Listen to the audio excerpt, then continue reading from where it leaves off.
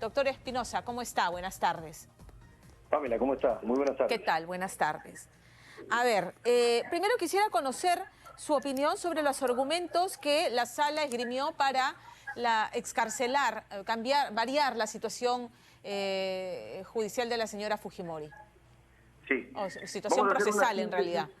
Ajá, vamos a hacer una síntesis de lo que dice la sala para revocar la resolución del juez Zúñiga y variar de prisión a comparecencia a Keiko Fujimori. A ver, en primer lugar, que quede claro que la sala confirma el criterio de que en el caso Keiko Fujimori hay serios y fuertes indicios en su contra respecto de que ella cometió el delito de lavado de activos, respecto a las campañas del 2011 y 2016, y indicios también en su contra respecto al delito de obstrucción a la justicia por el tema de los falsos aportantes.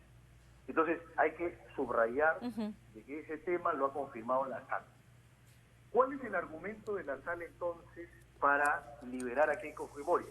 El argumento va por la motivación y la prueba del peligro procesal.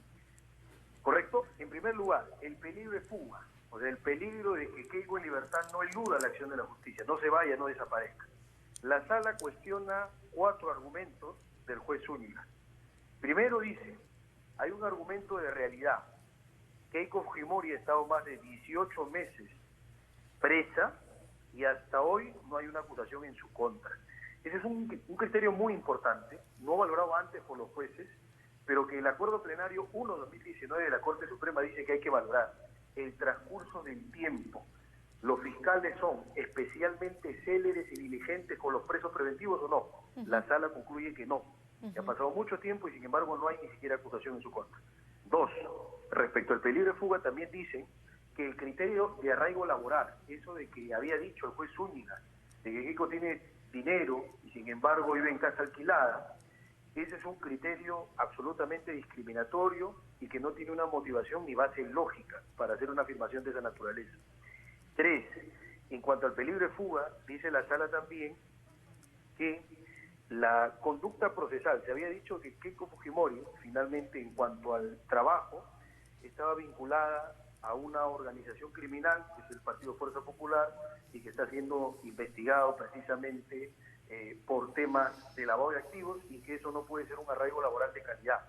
La sala contradice ese argumento y dice, si bien es cierto, se ha incorporado la investigación al Partido Fuerza Popular, sin embargo, al día de hoy no hay condena firme en contra, y si no la hay, mal se haría en sustentar como organización criminal un partido que no ha sido declarado como tal por sentencia firme y por tanto desvirtuar con eso el peligro de fuga.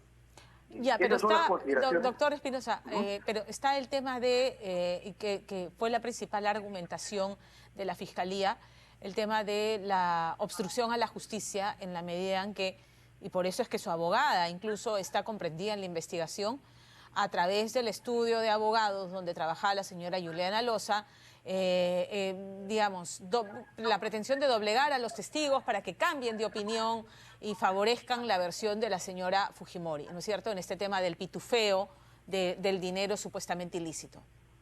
Exacto. Y la instrumentalización política de su bancada, que aún la tiene, porque aún Fuerza Popular tiene una representación de 12 congresistas en este Congreso. Exacto. Sobre ese argumento, ¿qué cosa dice la sala? A ver, la sala dice, hay peligro de obstaculización por obstrucción a la justicia.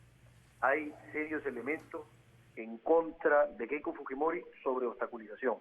Sin embargo, dice la sala, hace la salvedad, esto se puede evitar, ese peligro de obstaculización se puede evitar con lo que establece el artículo 288 de la Ley Procesal Penal, que dice, se puede restringir al investigado, en este caso a Keiko Fujimori, de que se comunique con determinadas personas. Y de hecho, se ha establecido una prohibición de comunicación.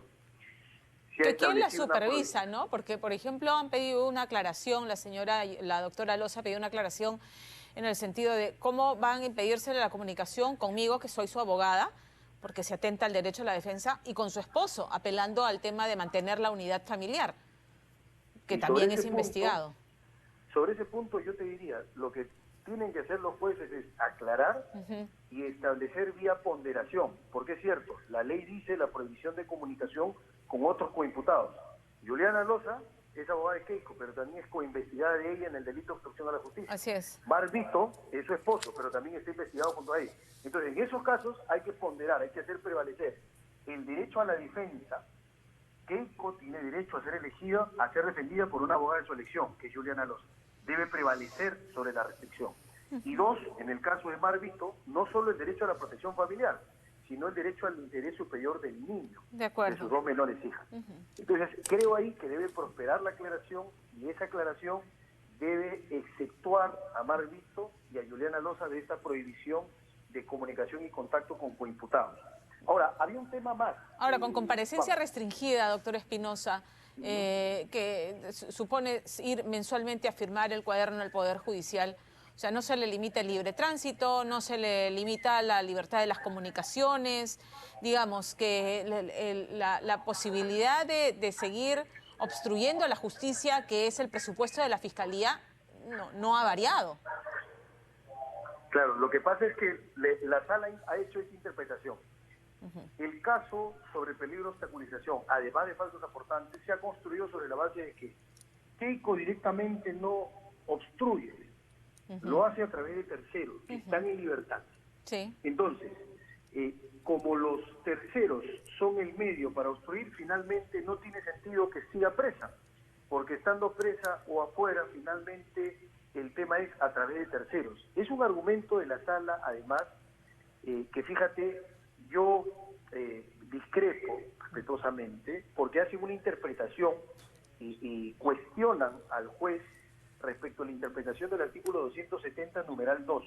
Por ejemplo, ese es el punto que quería tocar. ¿Qué dice el 270, numeral 2? Dice, hay riesgo de obstaculización cuando el imputado en libertad puede influir en testigos, coimputados y peritos. Habla de los tres.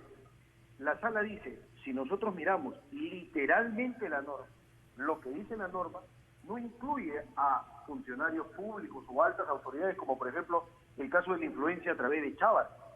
Entonces, si miramos literalmente la norma, no encaja en ese supuesto y por tanto mal se ha hecho en imponer peligro de obstaculización por eso. De acuerdo, entonces se encuentra que ese argumento es el más endeble en la fundamentación de la sala.